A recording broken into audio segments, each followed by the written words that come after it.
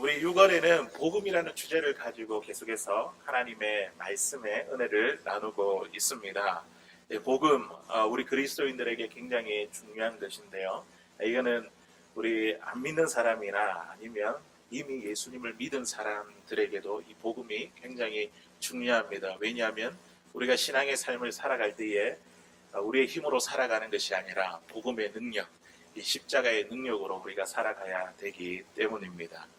복음이란 무엇입니까? 우리에게 있어서 참 기쁘고 즐거운 소식인데요. 인간에게 있어서 가장 기쁜 소식, 가장 즐거운 소식, 가장 행복한 소식은 무엇일까요? 그것은 바로 인간의 자기의 힘으로 해결할 수 없는 이 죄의 문제, 죽음의 문제가 다 해결이 되었다. 이게 우리 인간에게 있어서 가장 기쁘고 즐거운 이 소식입니다.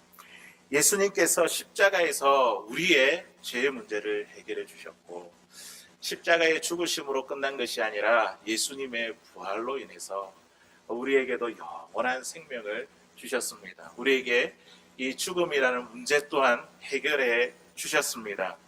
예수님을 믿으면 우리가 하나님의 자녀가 되고 그리고 영원한 생명을 얻게 된다는 이 사실, 이 소식이 바로 복음이죠. 우리는 이것을 믿게 되었고, 그리고 우리가 이 땅 가운데 주님 오시는 그날까지 이 복음을 전하는 삶이 바로 우리의 신앙의 삶인 줄로 믿습니다.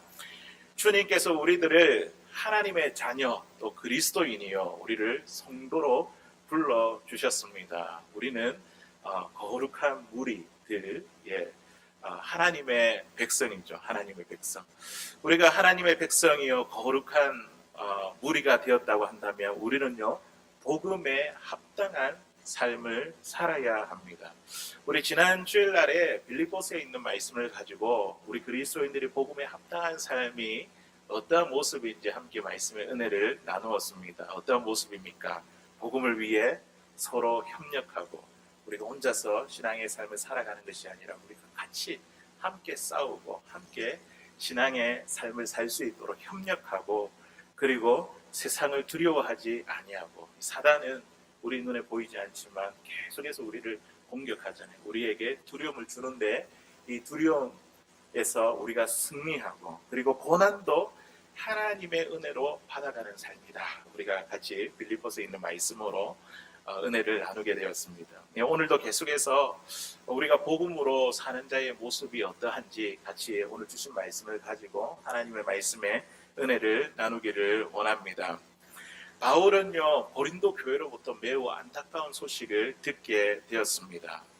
그들이 생각할 때에 바울이 정말 사도가 맞는가, 바울의 사도성을 의심하고 있다는 소식을 듣게 되었습니다. 사도라는 것이 무엇입니까? 예수님께서 직접 부르신 사람들, 그리고 직접 복음을 위해 보낸 사람들, 예수님에게 12 제자들이 있죠. 그리고 바울 또한 부활의 주님을 다메섹 도상에서 만났습니다. 그러면서 이방인을 위한 나의 택한 그릇이다, 이방인들을 향해서 예수님께서 부르시고 바울을 복음 전파자로 보내셨습니다. 바울 또한 사도가 맞죠. 그들은 이 고린도 교인들 가운데 몇몇은요 바울이 사도가 맞다면 왜 교회로부터 생활비를 충당받지 않고 텐트를 만들면서 거기에서 생활비를 충당하며 복음을 전하고 가르치는가, 이게 이상하게 생각했습니다. 사실 바울은 이 고린도 교회를 세운 개척자이죠. 사도로서 이 고린도 교인들이 바울의 수고와 헌신을 모를 리가 없습니다. 바울을 반대하는 자들이 자꾸만 말을 만들어내는 것이죠. 바울에게 트집을 잡고 또 폄하하며 비양거리기 위함입니다. 바울은 이러한 이야기를 듣고 또 성도들이 그렇게 동조하게 될 때에 그의 마음이 얼마나 답답하고 억울했을까요? 안타까운 마음을 가지고 오늘 이 말씀을 보니까 그들을 설득했습니다. 복음으로 산다는 것이 무엇인가, 이거를 이야기를 하고 있습니다. 바울이 텐트를 만들면서 복음을 전하는 이유는 단 한 가지였습니다. 그게 무엇이냐면 복음을 전하는 이 일 가운데 아무런 장애를 받지 않기 위해서, 아무런 방해를 받지 않기 위해서 그가 텐트를 치며 복음을 전하고 가르치고 있습니다. 바울은 항상 자신의 권리를 내세우기보다 어떻게 하면 복음을 참 잘 전할 수 있을까? 어떻게 하면 예수님을 드러내고 나타낼 수 있을까? 한 사람이라도 더 얻고자 했던 듯이 한 사람이라도 더 얻고자 이렇게 복음을 전하는 일이 그의 삶의 중심이었습니다. 바울은요, 사도라는 자신의 권리를 내세우지 않고 복음으로 산다는 것이 무엇인지 오늘 고린도 교인들에게 이 말씀을 읽고 있는 저와 여러분들에게 가르쳐주고 있습니다. 사도로서 권리를 가지고 생계를 지원받거나 받지 않거나 아니면 일을 해서 생계를 충당받는 이게 중요한 것이 아니라 일을 하든지 안 하든지 무엇을 하든지 간에 복음을 전하는 이 일에 방해가 되지 않는 것, 장애가 되지 않는 것, 이게 중요하다는 것이죠. 그렇다고 한다면 우리가 그리스도인으로서 우리가 이 땅 가운데 살아갈 때에 우리는 이미 복음을 믿고 받아들인 자로 우리가 이 땅 가운데 살아갈 때에 우리가 어떠한 모습으로 살아가는 것이 복음을 전하는 일에 장애가 되지 않을까요? 이런 질문을 가지고 오늘 복음으로 살리라 라는 제목으로 같이 말씀의 은혜를 나누기를 원합니다. 첫 번째로 복음으로 사는 사람은요, 자기를 자랑하지 않습니다. 복음으로 사는 사람, 복음에 장애가 되지 않는 사람은요, 어떻게 살아간다고요? 자기를 자랑하지 않습니다. 오늘 본문 16절에 있는 말씀인데요, 우리 같이 한번 읽어보도록 하겠습니다. 시작. 내가 복음을 전할지라도 자랑할 것이 없음은 내가 부득불할 일임이라. 만일 복음을 전하지 아니하면 내게 화가 있을 것이로다. 아멘. 바울은요, 복음을 전하기 위해 수고하고 힘쓰고 애쓴다 할지라도 나에게 있어서 자랑할 것이 없다. 자랑하지 않겠다. 자랑할 것이 없다고 그렇게 고백했습니다. 사실 우리가 바울을 생각해보면 바울에게 있어서 자랑할 것들이 얼마나 많습니까? 그는 출신부터 남다른 사람이었습니다. 경건한 가문의 출신으로 누구보다도 이 율법을 잘 알고 지키며 성장했습니다. 예루살렘까지 유학을 와서 그때 당시 명문인 가마리엘 이 문화에서 공부를 했습니다. 그뿐만 아니라 그때 당시에 모두가 갖고 싶어 했던 로마 시민권을 가진 사람이었습니다. 그뿐입니까? 예수님을 믿고 난 후에도 그에게 있어서 그 자랑거리가 남달랐습니다. 아라비아 광야에서 3년 동안 그 누구도 받아본 적이 없는 영적 훈련을 받았습니다. 그리고 그 누구도 따라올 수 없는 신비한 영적 체험을 많이 경험했습니다. 많은 곳을 다니며 복음을 전했고 그리고 많은 지역에 교회들을 세웠습니다. 바울은 이처럼 자랑할 것이 얼마나 많은 사람입니까? 그런데요, 그가 날마다 고백했던 것이 무엇이냐면 나는 날마다 죽노라. 그리고 내가 그리스도를 얻기 위해 자랑할 그 모든 것을 배설물로 여기노라. 예, 우리 배설물 이렇게 있으면 보기가 싫잖아요. 그러니까 자기의 자랑을 다 그렇게 여긴다는 것입니다. 그는 사도 중에 지극히 작은 자로 보았고 죄인 중에 괴수라, 죄인 중에 가장 큰 죄인이라 이렇게 자신을 보았습니다. 예수 그리스도 십자가 외에 내가 결코 자랑할 것이 없다고 고백했습니다. 바울이 철저히 자신을 감추고 오직 예수 그리스도의 십자가만 자랑한 것은요, 그가 지금까지 이루어왔던 이 모든 일들이 내가 한 것이 아니라 하나님의 은혜와 능력으로 된 것임을 그는 철저히 깨닫고 알았기 때문입니다. 고린도전서 15장 10절에 있는 말씀에 보니까요, 이 하나님의 은혜에 대해서 이렇게 고백합니다. 우리 같이 읽어보겠습니다. 시작. 그러나 내가 나 된 것은 하나님의 은혜로 된 것이니 내게 주신 그의 은혜가 헛되지 아니하며 내가 모든 사도보다 더 많이 수고하였으나 내가 한 것이 아니요 오직 나와 함께 하신 하나님의 은혜로다. 아멘. 바울이 왜 자랑하지 않았습니까? 자랑할 건 너무나 많지 않습니까? 그런데 내가 한 것이 아니라 누가 하셨다고요? 하나님의 은혜로 된 것이다. 모든 사도보다 더 많이 수고했지만 내가 한 것이 아니라 오직 나와 함께 하신 하나님의 은혜다. 예, 그것을 깨달았기 때문에 그는 결코 자랑하지 않았습니다. 하나님이 다 하셨습니다. 하나님의 은혜입니다. 하나님의 능력입니다. 하나님께 모든 영광을 돌리며 사는 것이 바로 복음으로 사는 자의 모습입니다.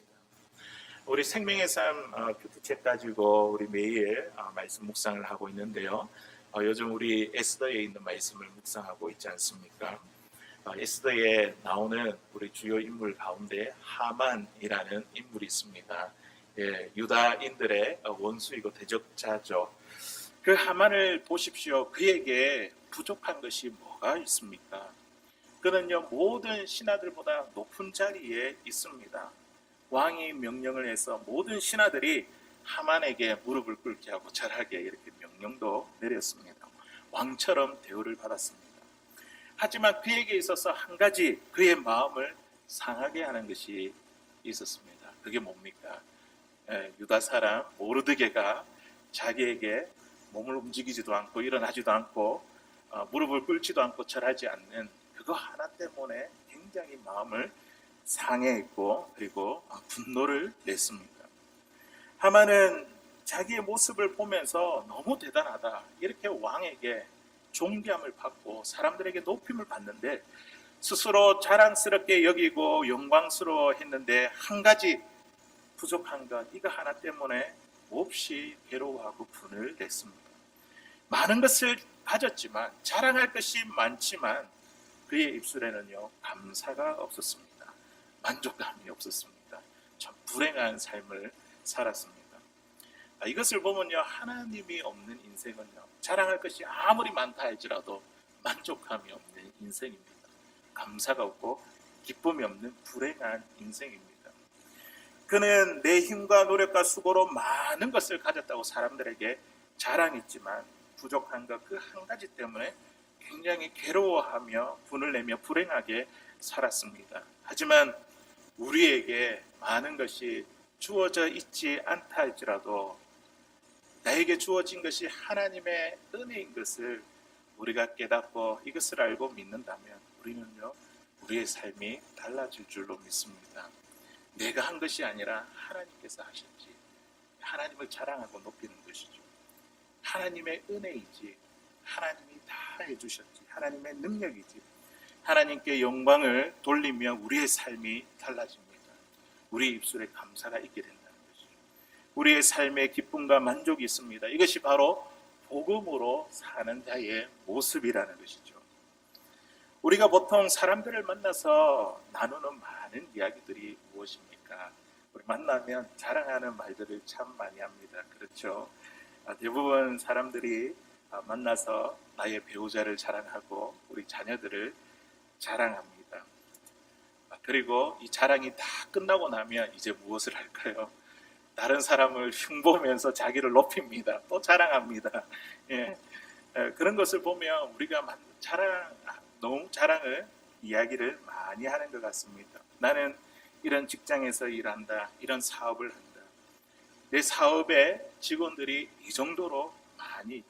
이만큼 돈을 많이 번다. 이런 위치에 있다. 우리 자녀가 이런 대학에 나오고 이런 직장에 취업했다 등등 우리는 자랑하는 이야기들을 많이 합니다. 그런데 오늘 말씀을 통해서 우리가 보면요. 우리는 우리 인생을 자랑하는 인생이 아니라 하나님께서 다 해주셨다. 하나님을 자랑하는 인생이라는 것이죠. 이것이 바로 우리에게 변화된 모습, 복음으로 사는 자의 모습인 줄로 믿습니다. 내가 한 것이 아니라 하나님의 은혜지. 하나님이 하셨지. 하나님을 자랑하는 사람입니다. 음식을 맛있게 해도 하나님을 자랑하고 하나님께서 음식을 맛있게 해주셨다. 청소를 깨끗이 해도 운전을 잘해도 어떤 일을 잘 처리해도 내가 좋은 성품을 가진 것도 우리 자녀들이 좋은 직장에 들어가고 또 좋은 배우자를 만나 아름다운 이 가정을 꾸려나가는 것도 또 어떤 칭찬을 받든지 우리의 입술에 항상 고백되어야 될 것 이것이 하나님의 은혜로 된 것이다. 이것이 우리 입술에 고백되어야 될 것인 줄로 믿습니다. 하나님을 높이고 자랑하는 것 이것이 바로 오늘 첫 번째 복음으로 말미암아 살아가는 것. 나를 자랑하는 것이 아니라 주님을 자랑하는 것이 복음으로 말미암아 사는 자의 모습인 줄로 믿습니다. 오늘 이 말씀을 통하여 우리가 이제 가정으로 돌아가고 직장으로 돌아갔을 때에 우리에게 주어진 그 모든 칭찬 가운데 주님이 일하셨다, 주님만 높이고 자랑할 수 있는 사랑하는 저와 여러분들 될 수 있기를 주의 이름으로 간절히 소원합니다. 두 번째로, 복음으로 사는 사람은요, 자기를 주장하지 않습니다. 첫 번째는 자기를 자랑하지 않고, 그리고 자기를 주장하지 않습니다. 오늘 본문 18절에 있는 말씀인데요, 바울에게 권리가 있지만 그 권리를 쓰지 않았다 이야기를 하고 있거든요. 자기를 주장하지 않았습니다. 우리 같이 한번 읽어보도록 하겠습니다. 시작. 그런즉 내 상이 무엇이냐? 전할 때에 값없이 전하고 복음으로 말미암아 내게 있는 권리를 다 쓰지 아니하는 이것이로다. 아멘. 바울에게는 권리가 있었습니다. 사도로서 복음을 전하며 가르치는 이 일에, 이 모든 일의 수고의 대가를 주장하고 요구할 수 있는 권리가 있었습니다. 베드로나 다른 사도들처럼 교회에서 이렇게 생계비를 지원받을 수 있는 그런 권리가 있었다는 것이죠. 그럼에도 불구하고 그가 텐트를 만들고 중노동을 하며 힘들게 복음 전하는 그 이유가 무엇입니까? 복음을 값없이 전하고 자신에게 있던 권리를 다 쓰지 않겠다 하며 자기를 주장하지 아니하는 그 이유가 무엇일까요? 앞서서도 이야기했지만 그 이유는 단 한 가지입니다.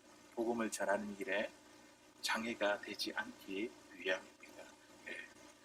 유대인들은 신앙적인 배경을 가지고 있기 때문에 복음을 전하는 자들이 이 복음을 통해서 수고비를 받고 생계를 충당할 그런 권리가 있다는 것을 모두 다 잘 알고 있었습니다. 잘 이해하는 상황이죠. 하지만 이 이방 지역에는 그 문화적인 배경이 달랐습니다.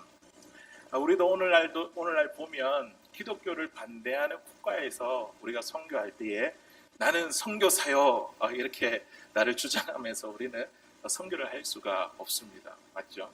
우리 이슬람 국가나 아니면 공산국가에서 나는 선교사입니다 하고 복음을 전할 수가 없습니다. 이 직업을 가진 사람이 전문인 선교사로 이제 그게 가서 복음을 전할 수 있죠. 그들과 함께 일하면서 그런 상황이 있다는 것이죠. 이와 같이 바울이 복음을 전하는 일 가운데에 아무런 장애가 되지 않기 위해 그런요, 브리스길라와 아굴라 함께 이 텐트를 만들며 복음을 전했습니다. 복음을 위해 자신이 주장할 수 있는, 요구할 수 있는 권리를 내밀지 않았습니다. 이것이 바로 복음으로 사는 자의 모습이라는 것이죠. 만일 제가 저의 권리를 막 이렇게 주장한다면, 내가 우리 덴버 소망교회 담임 목사인데 이 정도 권리는 있지 않는가? 이 정도 대우는 받아야지, 교인들이 내 말을 들어야지, 내가 생각하는 대로 따라야지, 이렇게 권리를 내세운다면 교회가 어떻게 되겠습니까? 내가 장로로서, 권사로서, 집사로서 교회를 위해서 이렇게 수고하고 헌신하는데 교회에서 이 정도 대우는 받아야 할 것이 아닌가? 목사님이 나에게 이 정도는 신경을 쓰고 좀 대우해 주어야 되지 않는가? 이렇게 자기의 권리를 주장하면 어떻게 되겠습니까?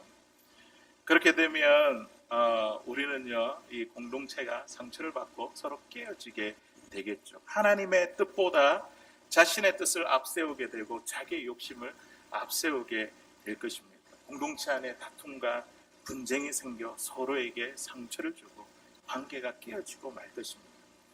이것이 교회뿐이겠습니까? 우리의 가정과 직장 생활도 마찬가지입니다. 자꾸만 내 자신의 권리를 주장하고 내가 가장인데, 남편인데, 아내인데, 자녀인데, 부모인데, 형제인데 나의 권리를 주장하고 나의 욕심과 뜻을 내세우면 다툼이 생긴다는 거죠.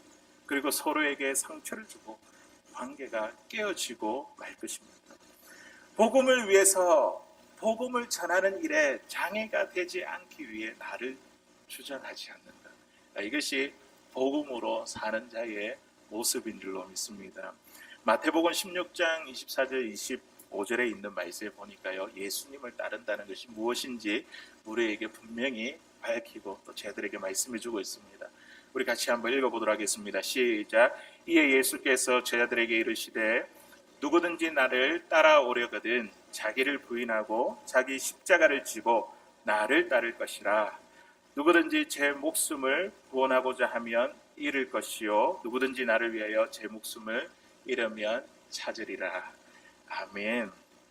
예수님을 믿고 따르는 삶이 뭐라고 이야기합니까? 자기를 부인하는 삶, 그리고 자기의 십자가를 지는 삶, 그리고 나의 목숨, 나의 생명을 잃는 그런 삶이라고 이야기를 하고 있습니다. 우리는 이 반대의 것을 좋아하지 않습니까? 세상은 이 반대의 것을 이야기를 합니다. 그런데 주님은 뭐라고 말씀하시냐면 우리가 복음을 위해서 살아가는 삶, 복음으로 사는 삶은 나 자신의 권리를 포기하는 삶, 주장하지 않는 삶이라고 우리에게 가르쳐주고 있습니다. 지금 당장 내가 내 권리를 내세우지 않고 내 자신을 죽인다면 지금 당장 실패할 것 같고 손해볼 것 같은데, 그런데 오히려 주님께서 뭐라고 약속하고 있습니까? 이것이 나도 살고 우리 공동체도 살 길이라는 것을 우리에게 말씀해 주고 있습니다. 나를 주장하지 않으면 내 삶 가운데 누가 주장될까요? 내가 주장되지 않으면 내 삶 가운데 살아계신 주님이 내 삶을 주장하시게 됩니다.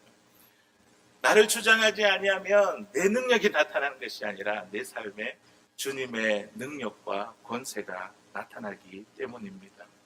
우리 주님은요, 우리 안에 자기의 기쁘신 소원을 두고 지금도 나를 통해 주님께서 원하시는 일들을 이루고 행하시고 계십니다.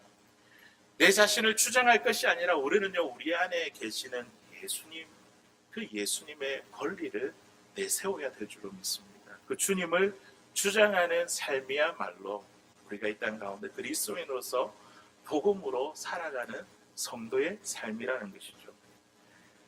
사도 바울이 오늘 상이라고 이렇게 이야기했을 때에 이 상은요, 어떠한 사람의 수고와 노력으로 얻는 대가입니다. 열심히 일을 했을 때에 우리가 보상받는 게 이게 상이지 않습니까? 그런데 오늘 사도 바울은 이렇게 이야기합니다. 복음을 값없이 전하고 자신의 권리를 쓰지 않는 게 이게 상이라고 이야기합니다. 수고하고 노력했는데 이게 그렇게 하지 않는 것이 상이라고 한 게 우리가 어떻게 보면 잘 이해가 되지 않습니다. 바울이 왜 이런 이야기를 하고 있는가 하면, 왜냐하면 자기 안에 계신 예수 그리스도가 자기의 상급이기 때문입니다. 복음을 전하는 것 내 힘으로 하는 것이 아니라 주님께서 행하시는 것이기 때문에 내가 받을 상이 아니라 주님께서 받을 상이라는 것이죠. 미국에 칼렙이라는 목사님이 계셨습니다. 한 번에 한 사람이라는 그 책에서 요즘 나온 책인데요. 그 책에서 나와 있는 그 예화인데요. 미국에 이제 칼렙이라는 목사님이 있었습니다.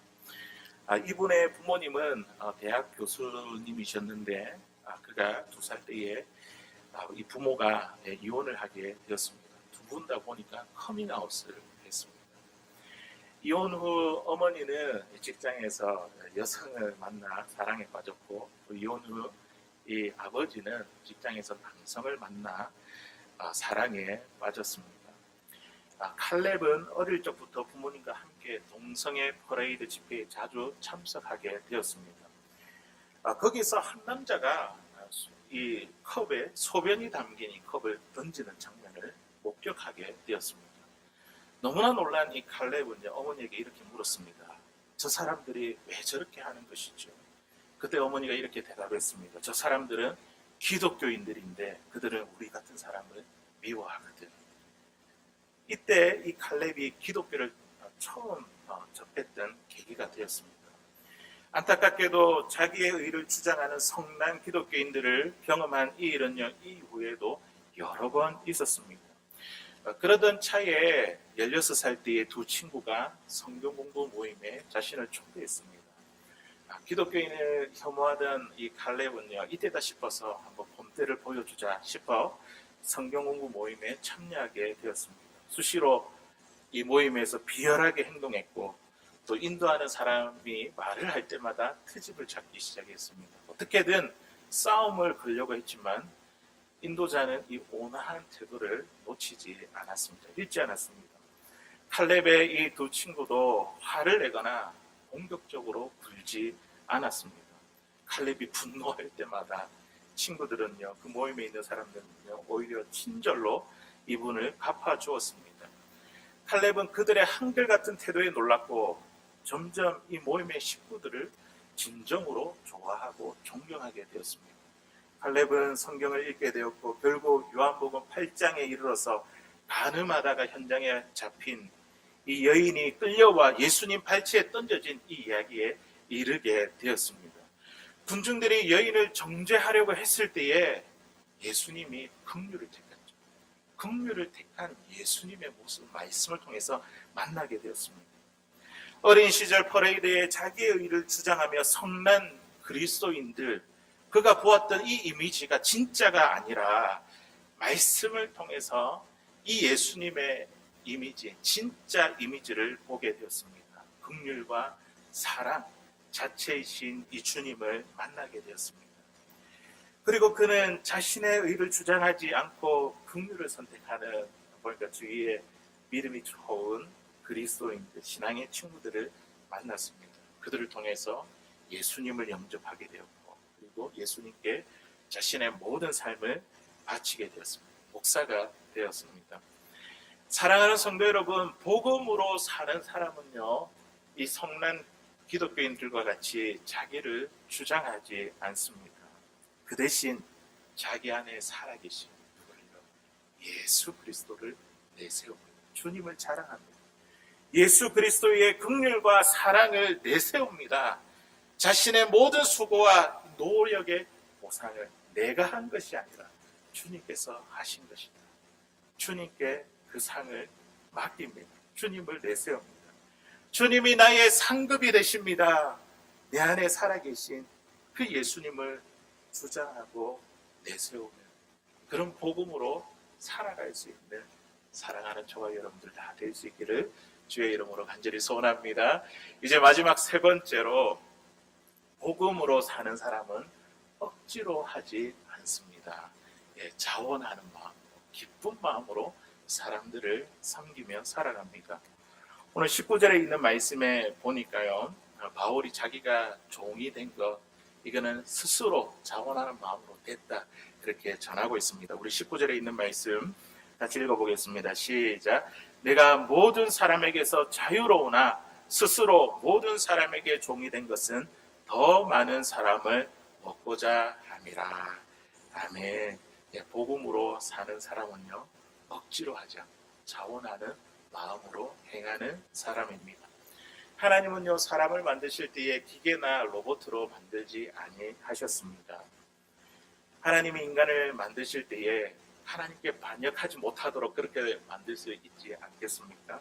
죄를 못 짓게 하고 억지로 하나님을 경배하게 이렇게 만들 수도 있을 것입니다. 하지만 하나님은요, 자유 없는 인간을 통해 경배받기를 원하지 아니하셨습니다.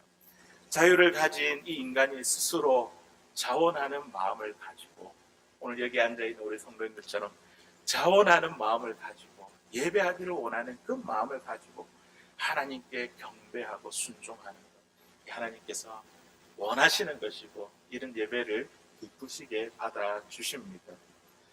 바울은요, 모든 사람에게 종이 될 수도 있는 자유, 또 종이 되지 않을 자유도 있습니다. 그에게 자유가 있습니다. 하지만 그가 오늘 말씀 가운데 선택한 것은 무엇입니까? 그가 결정한 것은 무엇입니까? 스스로 모든 사람의 종이 되기로 결정했습니다. 선택했습니다. 모든 사람의 종이 된다는 것은, 이것은 결코 쉬운 일이 아닙니다.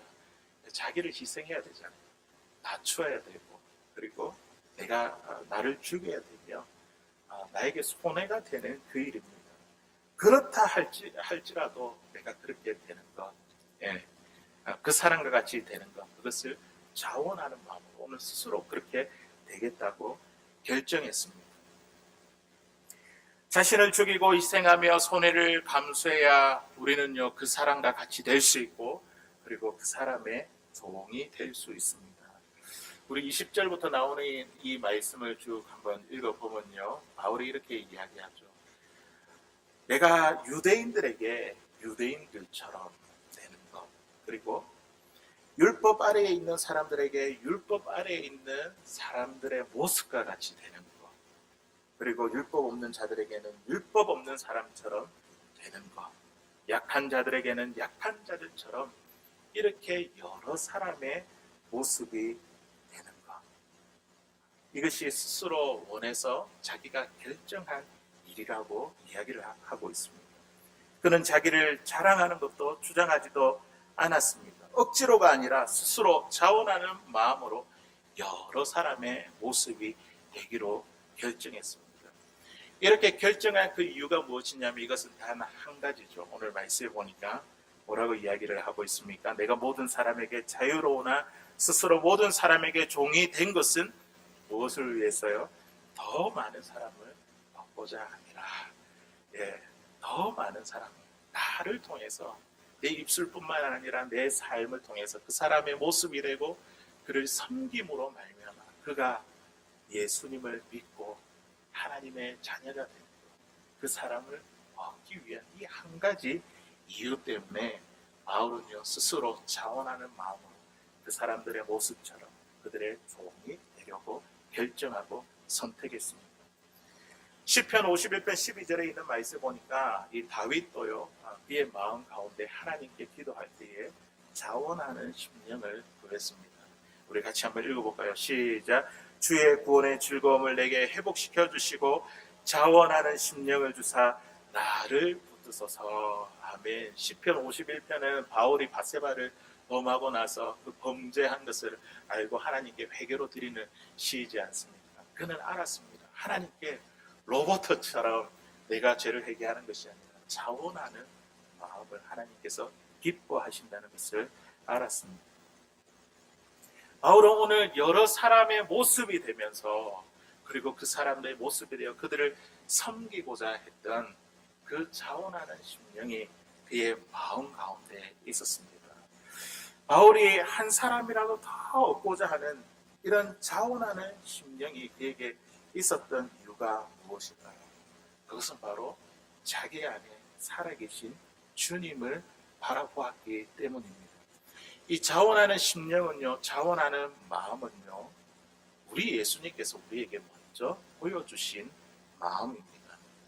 우리 주님은 하나님이시며 독생자 하나님의 아들이시지 않습니까? 하늘의 영광을 다 버리시고 우리 인간과 같은 모습이 되셨습니다. 우리 인간을 섬기시되 어떻게 섬기셨습니까? 십자가에 죽으시기까지 하나님의 말씀에 철저히 복종하여 우리를 섬기셨습니다. 그 주님의 모습을 바라보니까 바울도요 자원하는 마음으로 스스로 여러 사람의 모습이 되고 또 한 사람이라도 더 얻고자 그들을 섬기는 종이 되었던 것입니다. 예수님께서 먼저 바울에게 종으로 섬겨주셨기 때문입니다.